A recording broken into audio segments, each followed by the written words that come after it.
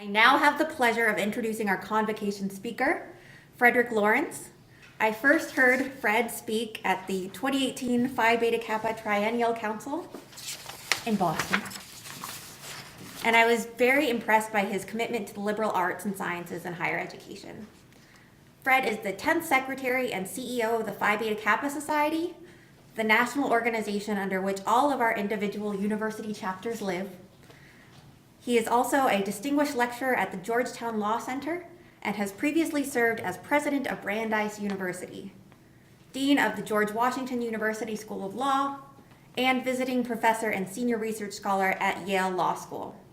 Please join me in welcoming Phi Beta Kappa Society and CEO Fred Lawrence as he talks about the 21st century resonance of Phi Beta Kappa's values.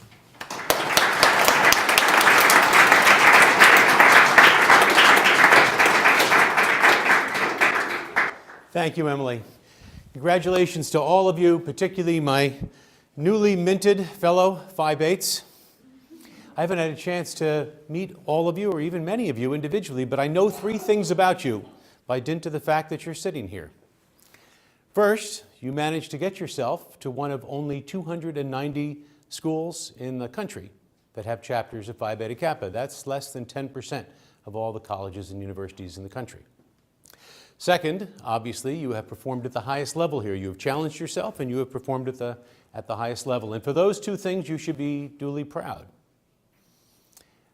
The third thing I know about you is that each of you, in a different way, has been greatly blessed by somebody, a teacher, a parent, a friend, a sibling, probably thinking of that person right now.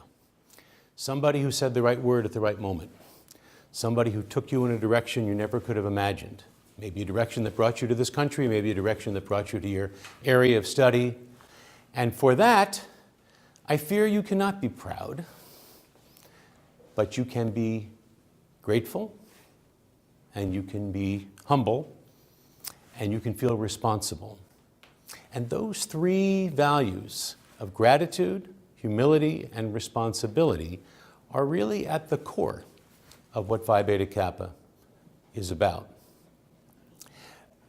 I'll be doing a number of things that come in threes in this talk, so I'll tell you that from the get-go. That's our first three.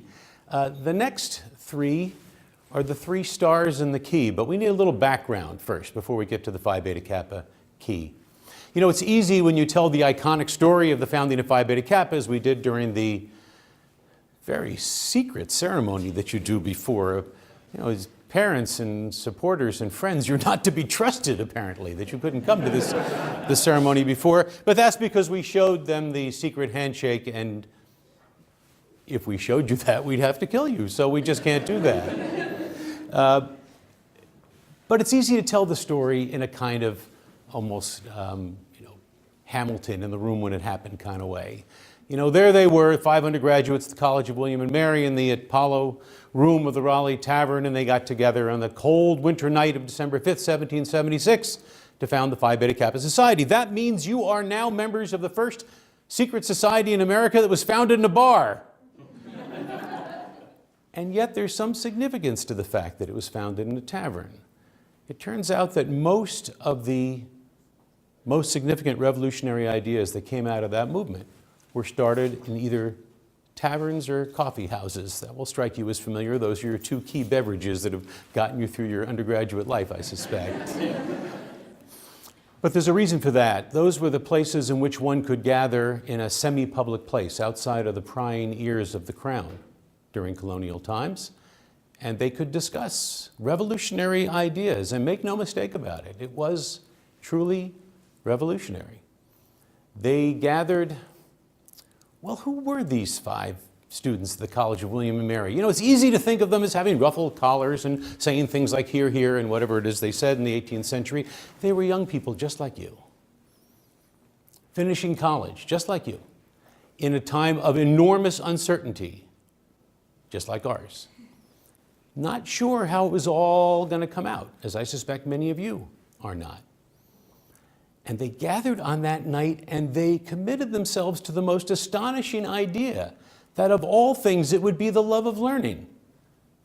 That would be, as we usually say, the guide of their lives. Not some dogma, not the crown, but the love of learning, and not even learning itself. The process, the love of learning, is what would be the guide to their lives. Now, we know several things about what actually took place on December 5th, 1776. One is that they selected the name of the organization to which you belong, which was not, in fact, Phi Beta Kappa. The name of the society, I know you're thinking this has all been a big mistake then. The name of the group they committed themselves to and they founded was called Societas Philosophia, Philosophical Society, if you will. And that's why on the back of your key, when you get one, you'll see it says SP in Roman letters. And they adopted a motto in Greek, Philosophia Biou Kubernetes, from which we now take the name Phi Beta Kappa. Now, we usually translate the motto as love of learning is the guide of life.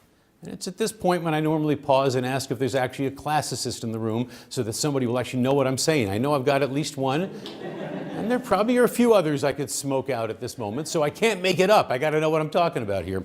Kubernetes, which we usually translate as guide, is actually the same root word as the English word governor, but it has a marine connotation, a nautical connotation. So a better translation than love of learning is the guide of life is actually love of learning is the pilot of life, the steerer, the helmsperson.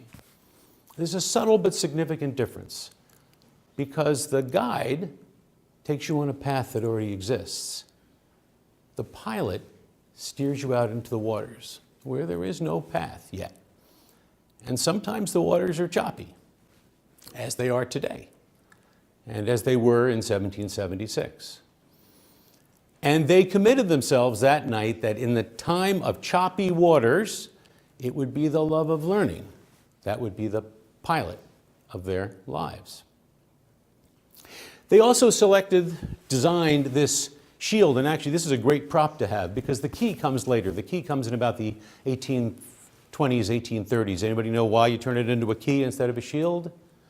Wouldn't even think of it anymore now that we have cell phones and therefore don't need watches. And if you had watches, you certainly don't need a pocket watch. And so the key was used for winding a pocket watch.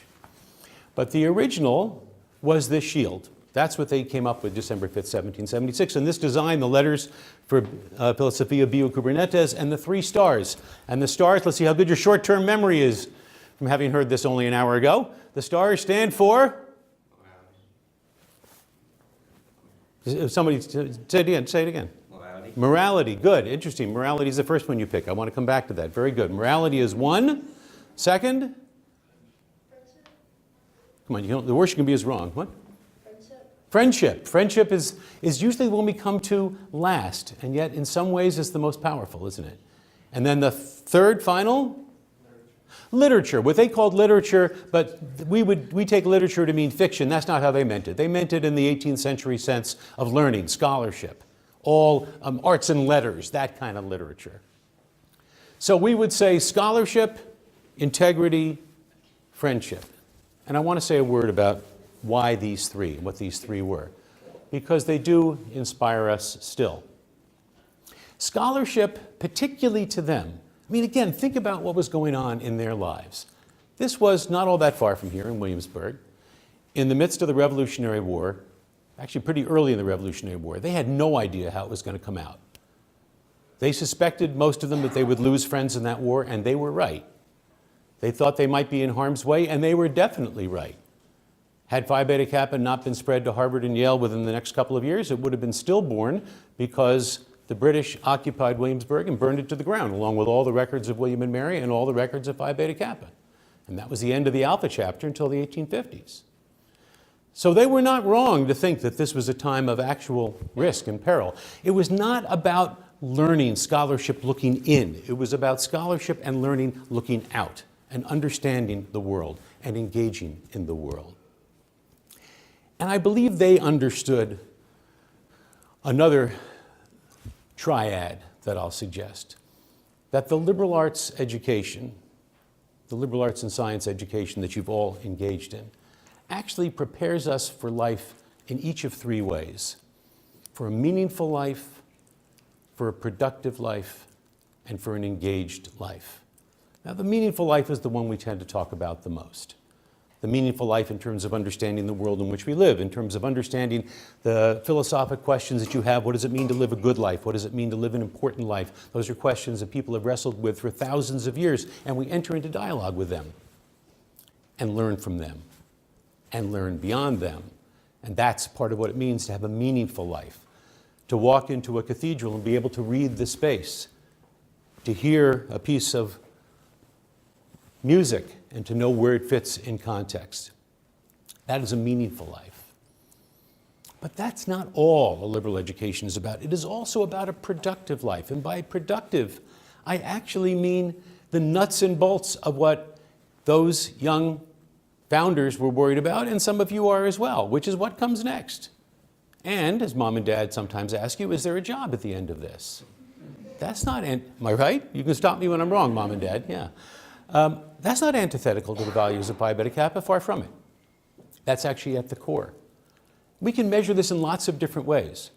I mean, for example, bottom line, one of the best predictors of a six-figure salary is people who've taken a large number of courses outside of their major. Now, who would have known that? Majority of CEOs of Fortune 500 companies, in fact, studied the liberal arts as undergraduates. It makes you a creative thinker. It makes you a supple thinker. It makes you a problem solver. Think of it this way. There's a company called Facebook, see? And Facebook's suffering from some pretty serious problems right now. Does anybody think the most serious problems Facebook has could be solved by another coder? Coding is not where their challenges are right now. What they need to turn to is what is taught in philosophy, in sociology, in social psychology, in history, and other disciplines of the liberal arts and sciences. So it is precisely the productive piece of the arts and sciences that influences that. The world is changing faster than we can imagine. You know that perfectly well. If I tell you you're being prepared not for your first job, but for your 10th job, it sometimes freaks your parents out. It doesn't freak you out. You expect to have that many jobs.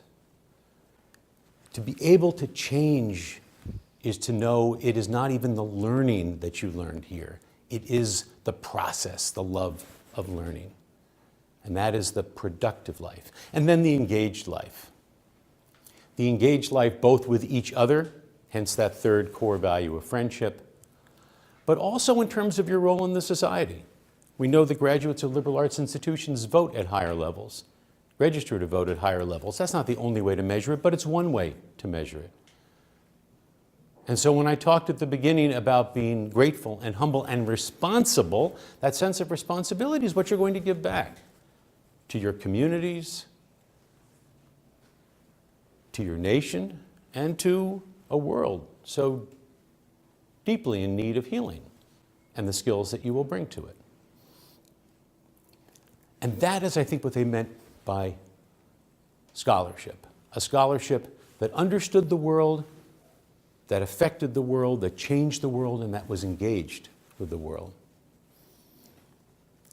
Now, a word about morality. Interesting, at Washington and Lee, that came out first, right? A place so infused with the honor system, such that when I was leaving Morris House where I was staying and trying to get the door to locked, I was gently told by my host that we don't really have to worry about that here. Let me tell you something. Washington, D.C., we lock the door. And that's from the good guys, not just the bad guys.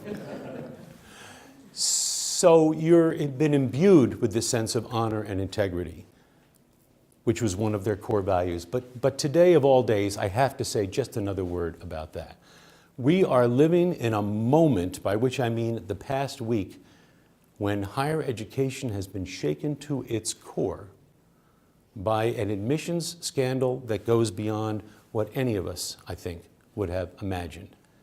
The notion that money plays a role in higher education is hardly shocking. And it may have its strengths, it may have its weaknesses, but hardly shocking. The notion that people would betray trust put in them by systems and universities to line their own pockets and to betray the entire system of higher education is shocking. And I'm using that word purposefully. The human spirit so wants to go chronic and not live in the acute. You know what I mean by the difference between chronic and the acute? You can't live in an emergency sense all the time. You want to go chronic and say, it's just day to day. It is so terribly important that we do not allow a lack of integrity to become an issue we view as a chronic issue.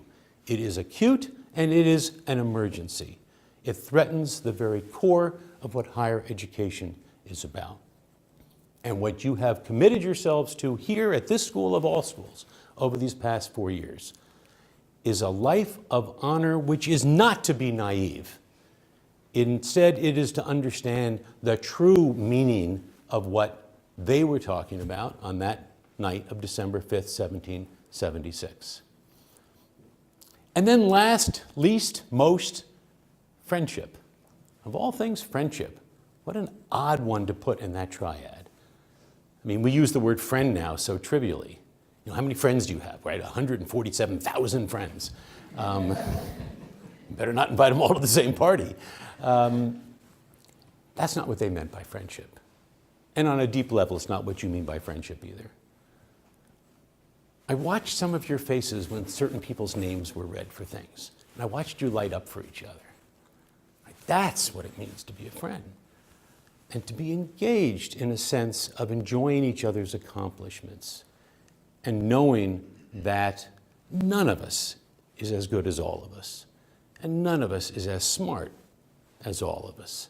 And none of us is as accomplished as all of us.